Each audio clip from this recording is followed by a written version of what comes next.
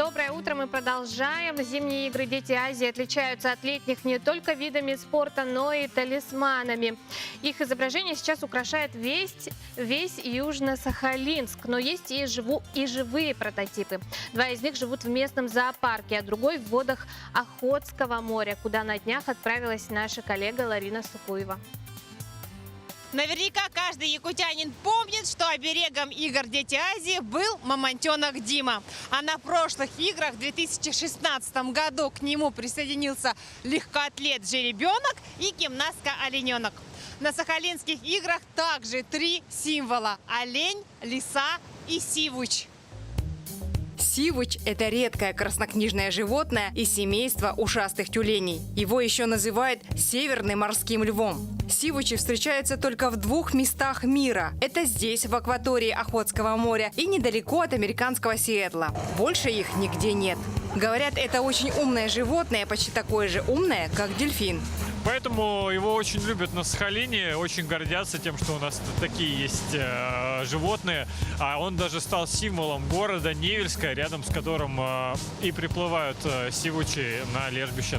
Увидеть в это время сивучей сможет только везунчик. Мы, к сожалению, в это число не вошли. Как правило, морские львы подплывают ближе к берегу в апреле. Тогда они с удовольствием выходят из воды и устраивают холостяцкое лежбище.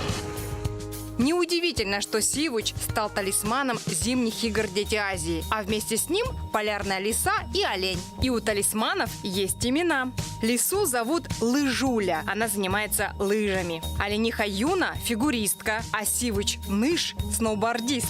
Троица запечатлена на снежных скульптурах, они позируют на рекламных баннерах и улыбаются проезжающим мимо автомобилистам. А еще их можно съесть. У нас есть конфеты вафельные.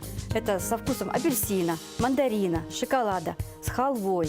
Очень вкусные, хорошо раскупаются. Конечно же, покупателей привлекает не сколько вкус, сколько упаковка. Ведь конфетные фантики закрепили за собой статус коллекционного сувенира. И купить конфеты можно только на Сахалине. Дорогие друзья, напоминаем вам, что буквально после нашей передачи в 9 часов на 3 каналах «Мамонт» и «Якутия-24» НВК «Саха» будут транслироваться первые международные игры «Дети Азии».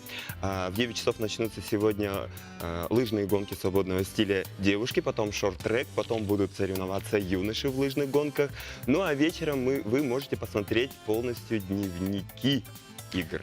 Так что, кто сегодня не идет на работу и не учится, может смело не переключаться с нашего канала и следить за трансляциями соревнований.